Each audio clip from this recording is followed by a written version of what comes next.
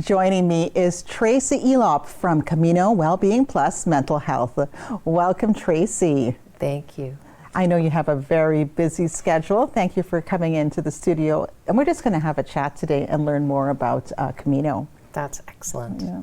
Now, you had an anniversary. It's just been over 1 year since Carizon, KW Councelling, and Monica's Place came together to form Camino.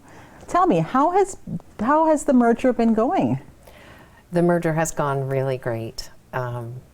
When we came together, we did that intentionally because we felt that together we would be stronger and we would be able to serve the community better. And that's exactly what happened. We have 250 amazing people, and they're all excited about our mission, which is to strengthen the mental health and well-being of our community. And they come to the organization every day with that passion and commitment to make lives better. Now, the three organizations before, they had sort of their own niche purposes. Did they have to change their charter or their mandates just to be under Camino, or can they still have their own niche? Yeah, it's a great question. Actually, all three organizations are now one organization. And so we have one mission statement, one vision, and we actually, when we came together, it was a year ago, and when we came together, we actually looked at all of the services that were provided by the three organizations, and we reorganized to make that easier for people to access services. And it would be more comprehensive then, more of a one-stop shop? Not really, because when you come, it will have what you need. That is the hope. That is exactly right. And, you know, if I can talk a little bit about the name, Camino Wellbeing Mental Health, we actually were very intentional about putting the well-being in our name because we didn't want anyone to feel that they had to diagnose a mental health challenge. We just wanted to make sure that people who are feeling unwell, that maybe needed to have a little bit of help, would feel welcome to call us and reach out and get that support.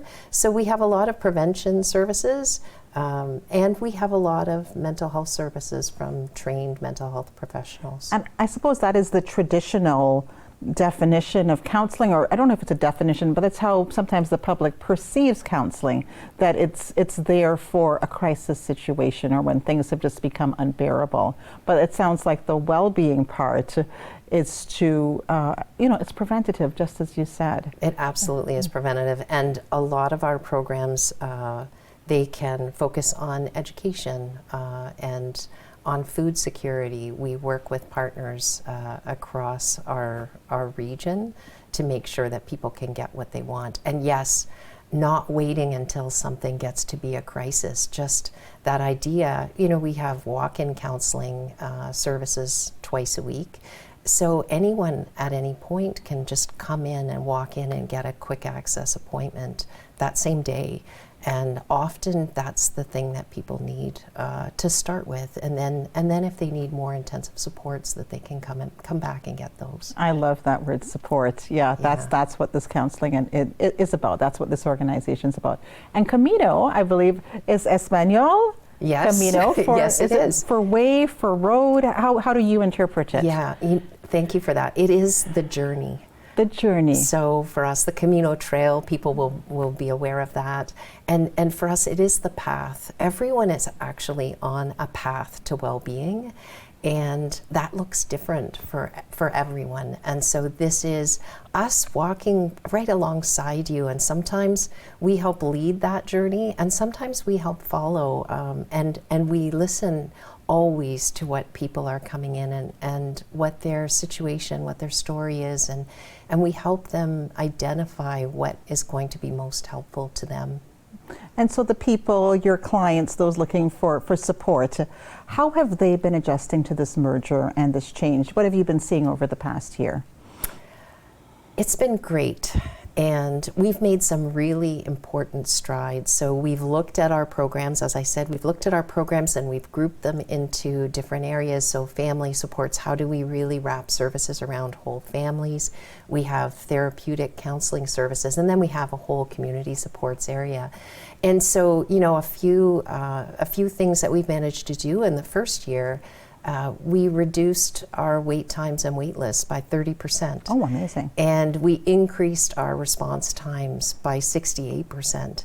And so the idea of coming together as three organizations and really building on the strengths of each of those organizations has really helped us. Has opened up those efficiencies Absolutely. for you as well. Oh, as fellow accountants, Yes. we're very happy for efficiency. I wanted to talk a little bit about funding, because your overall budget, did I hear it was $18 million? $18 million. And it doesn't seem like, as accountants, a whole lot, but you did get some funding from the Ontario Trillium Foundation, and it is, let me get this right, the Resilient Communities Fund. And just interested, what is this fund about? What kind of impact will it have on your programs? Yeah, we were really fortunate to get a Resilient Communities grant. That fund was given to us for our wayfinding project. And wayfinding, if you think about it, Camino right now has over 60 programs and services. And so we knew that it wasn't going to be right to have to put the onus on a community member to call us and say, this is the service I think is best for us. Some people are able to do that, but that's not accessible to everyone.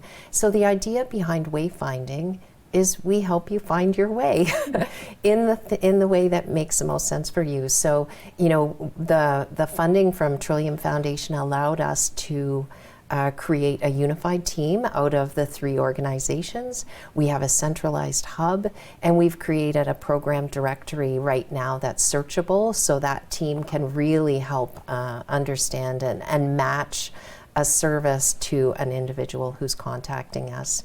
So we're really excited about that, and we know it's just the beginning. It's just the beginning. And you already had a milestone in March, and let me just get this number right here, over 15,000 individuals being served. How did that make you feel? Oh, it's so incredible. So 15,000 in the first 3 quarters of the year.